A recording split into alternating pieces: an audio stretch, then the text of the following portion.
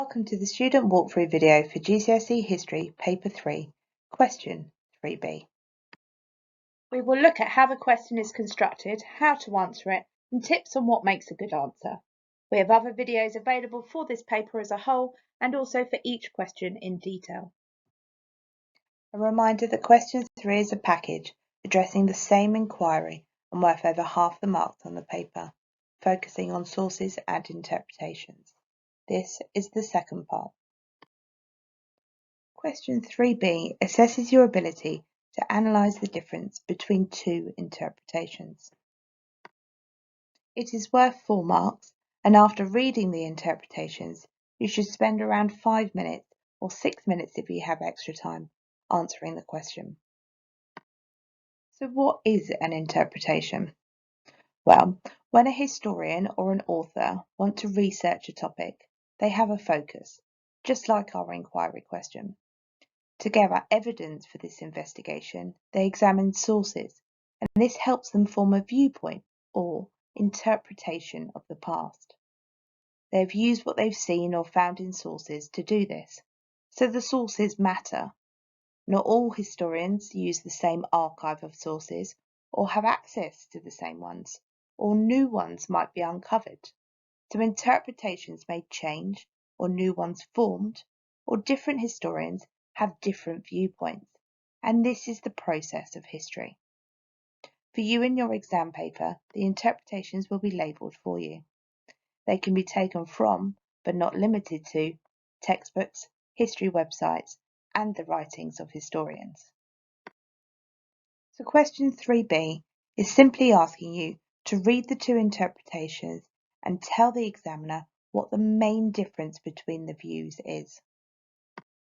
And of course, you must keep the focus of the question in mind, which is the same as you've had in question 3a.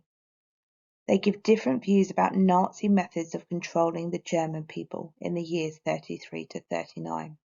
So the difference you're looking for might be about the information it contains. They might have a different tone or emphasis.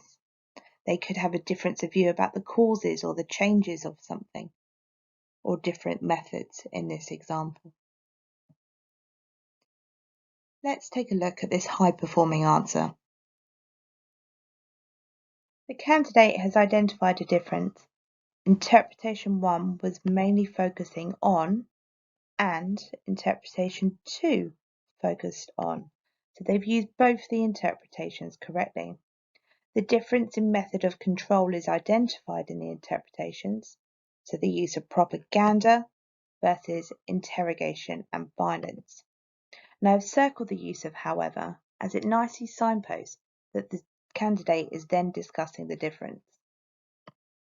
The identified difference is also supported by quotations from each interpretation.